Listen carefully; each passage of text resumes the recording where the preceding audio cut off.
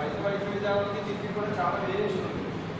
అంటే ancient Indian therapeutic system. ఇప్పుడు బయట వైద్యానికి వెళ్తే డాక్టర్కి మనం చెప్పాలి, నాకు ఇక్కడ పెయిన్, నాకు ఈ రోగం, నాకు ఇది ప్రాబ్లం. కానీ మన దగ్గర వచ్చినప్పటికి పేషెంట్ ఏం చెప్పక్కర్లేదండి, మనమే వాళ్ళని కొన్ని పరీక్షలు చేసి, అంటే నాడి కంటి కొన్ని ప్రాచీన ఈ డయాగ్నోస్ చేసి ఆ వైద్య విధానం, ఆ రోగం ఏంటి, ప్రజెంట్ ఏముంది, గతంలో ఏమున్నాయి, ఫ్యూచర్లో ఏమవుతాయి అనేది మొత్తంగా చెప్పే వైద్య విధానం.